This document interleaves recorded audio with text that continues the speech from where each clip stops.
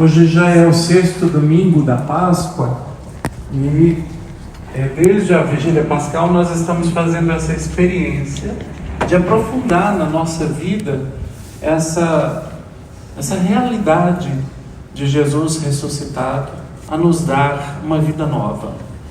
E essa vida nova que Ele nos traz tem a ver com Ele mesmo, com a experiência dEle, estando aqui nesse mundo e passando por aqui, né? E esse Jesus que é acompanhado pelos seus discípulos e discípulas.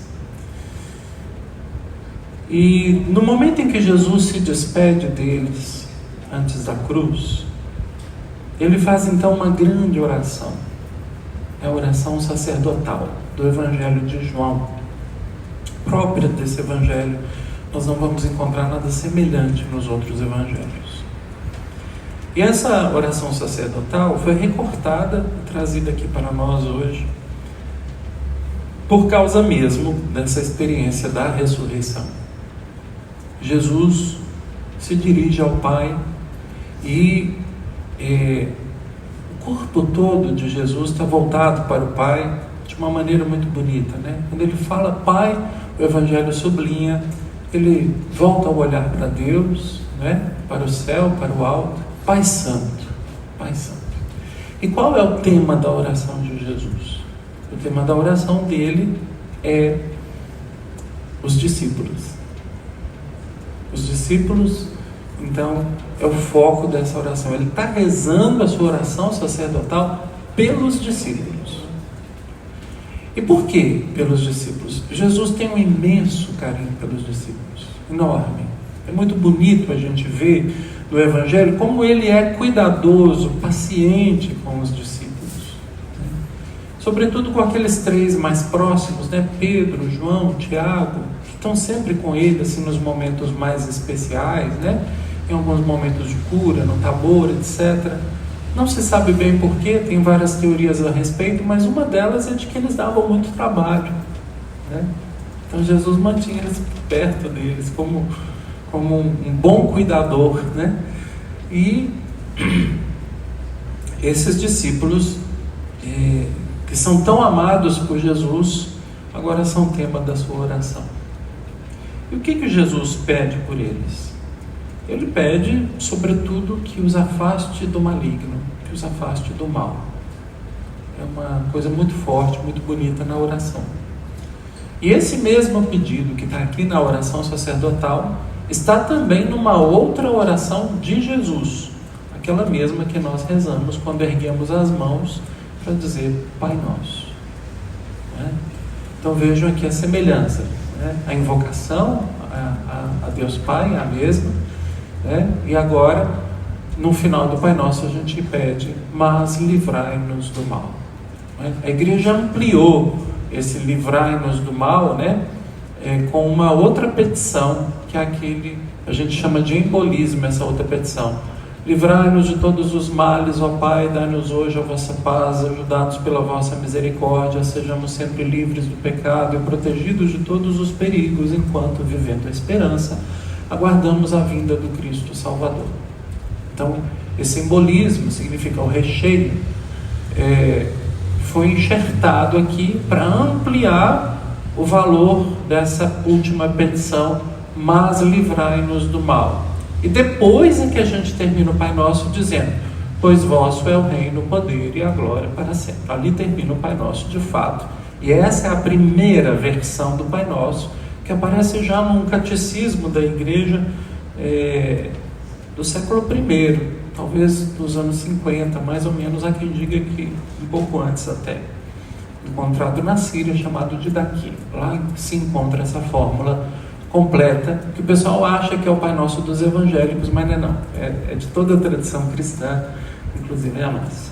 Aqui na nossa paróquia, eu decidi que a gente fizesse sem essa interrupção do livrai-nos de todos os males ao Pai, né? Para a gente fazer o Pai Nosso corrente, sem nenhuma interrupção, e para a gente poder também se aproximar, né, dessa tradição mais antiga da igreja, que é esse texto desse catecismo, a Didaquê. E tem um ritual da igreja que faz isso também. É o ritual do matrimônio, na bênção dos esposos, nas bodas de prata e bodas de ouro. É feito assim. Então, se o rito da igreja faz, nós estamos autorizados também. Para quem tiver dúvida, nosso bispo já veio, já celebrou assim aqui, então tudo bem. Bom, mas nem essa a questão. A questão é, Jesus então pede que livre do mal. E qual é o maior mal que correm os discípulos de Cristo? O maior mal que a gente tem é nos distanciarmos da nossa realidade, digamos, adquirida por causa da ressurreição de Jesus. E o que Jesus nos dá com a sua ressurreição? Essa vida nova. Essa vida nova que supera a morte, o pecado, que supera a violência, a maldade, a mentira, não é? Que supera tudo aquilo que desfigura em nós, em primeiro lugar, o ser humano, não é? Como ser criado e querido e amado e apreciado por Deus. Deus criou o homem e a mulher e disse que tudo era muito bom. Deus não criou o pecado. Então o ser humano é criado, amado e apreciado por Deus. Depois, que se desfigure em nós essa condição de filhos e filhas de Deus. Porque se fomos enxertados em Cristo pelo nosso batismo, como nos diz o apóstolo Paulo em Romanos 6 e Romanos 11, então nós agora vivemos a vida dele em nós. E o grande risco é nos separarmos dessa videira que é Cristo. Essa videira que nos dá a vida plena, né? Vem de Jesus para nós, que somos os ramos, essa vida plena. Então, seria um mal aqui para nós, do qual precisamos nos livrar, é o de afastarmos-nos de Jesus Cristo. A minha mãe me ensinou uma oração, que eu estou esquecido de rezar ela, tenho que voltar a rezá-la. E meu filho, pede a Deus, e pede a Nossa Senhora, para você nunca se afastar de Jesus. Maravilha isso, né? De uma sabedoria perfeita aqui, que a gente não se afaste dele. Esse poderia ser o maior mal para nós que cremos no Evangelho. Por fim, a vida nova, né?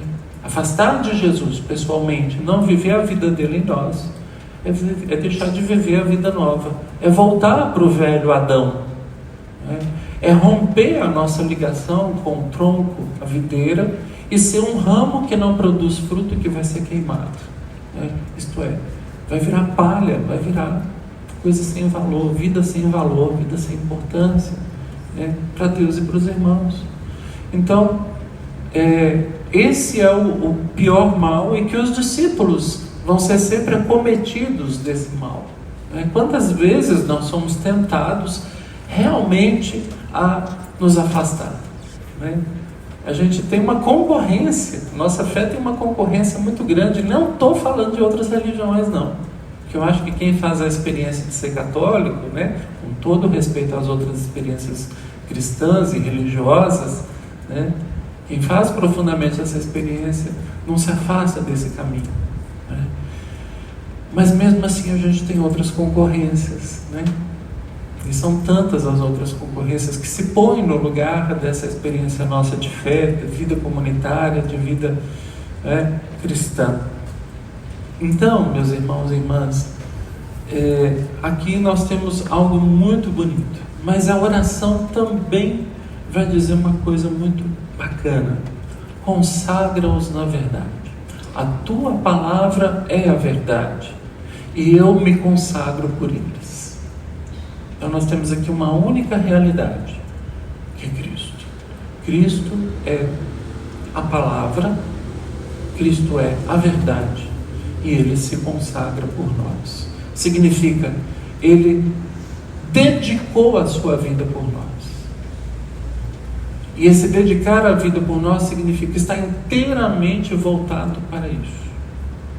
Orígenes, eu acho, dizia no século III, Cristo é aquele que tem o olhar preso no Pai o tempo todo, está com o olhar voltado para o Pai.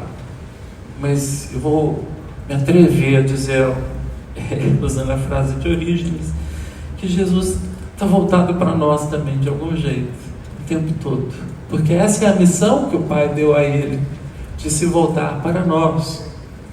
E esse voltar para nós, nesse sentido de dedicação da sua vida inteira por essa causa do ser humano, da vida humana, da vida de todos nós, e em especial aqui, os discípulos e discípulas.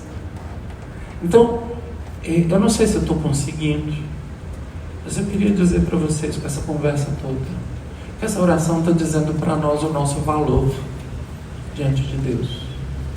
É um valor muito grande.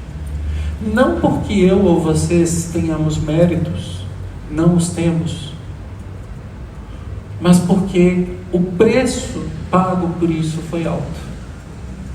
É alguém que se colocou na nossa frente e se posicionou a nosso favor. E esse eu me consagro por eles significa exatamente isso. Diante de Deus, nós estamos revestidos da vida dele. Eu acho que é mais ou menos isso que Paulo quis dizer: já não sou eu que vivo, mas é Cristo que vive em mim. Então, diante de Deus, não existe outra coisa que possa aparecer diante dele, senão as feições do próprio Filho em cada um de nós. As feições do seu amor em cada um de nós. As feições do seu valor filial diante do Pai agora estão em nós. Porque tudo que é videira passa para os ramos. Então essa consagração significa também isso, que o que é do Cristo cabeça agora emana para todo o corpo da igreja. E é por isso que a oração eucarística 2, nós vamos rezá-la daqui a pouco, é uma oração muito antiga, mais antiga que nós temos no missal, a oração eucarística. Nós vamos dizer lá assim: nós vos agradecemos porque nos tornastes dignos de estar aqui na vossa presença e vos servir. Deus nos tornou dignos, de novo, não por mérito nosso, mas essa dignidade é uma dignidade de quem tem Jesus Cristo como essa videira que sustenta nós, esses galhos, e nele a gente encontra diante de Deus essa dignidade. E é com essa mesma dignidade dele que a gente reza o Pai Nosso, olhando para Deus como nosso Pai, erguendo nossas mãos como filhos fazem com os pais. Então, meus irmãos e irmãs, os carinhos de Jesus aqui são muito fortes em relação aos discípulos. E essa experiência é tão bonita e tão profunda, que como experiência verdadeira, bonita e profunda, que enche o coração da gente, a gente quer compartilhar com os outros. A gente não quer fazer com que essa experiência seja só nossa. E é um pouco disso que está contando a primeira leitura, quando Pedro vai visitar uma comunidade, e nessa comunidade tem lá uma família de pagãos, a família de Cornélio, e aí, ouvindo a palavra de Deus, eles ficam cheios do Espírito Santo. Então a palavra de Deus ouvida nos enche do Espírito, nos enche dessa dignidade do Filho. E aí Pedro chega à conclusão: nós não podemos negar o batismo a eles, porque o Espírito Santo já desceu sobre eles. É por causa da briga que existia entre batizar ou circuncidar os pagãos antes de serem cristãos. E é claro que venceu o batismo, e aí a igreja descartou esse rito da circuncisão, que era um rito judaico, de iniciação judaica, não mais cristão. Então Pedro os batiza em nome de Jesus Cristo. Mas vejam, antes disso, o Espírito já tinha mostrado para Pedro que ele sopra também para fora dos nossos limites.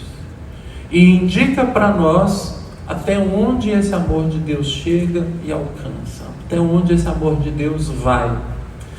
e aqueles que Deus quer trazer para junto de nós, que são discípulos e discípulas. E aí eu repito aquela frase que eu já falei com vocês: se alguém vem a mim, eu não mandarei embora.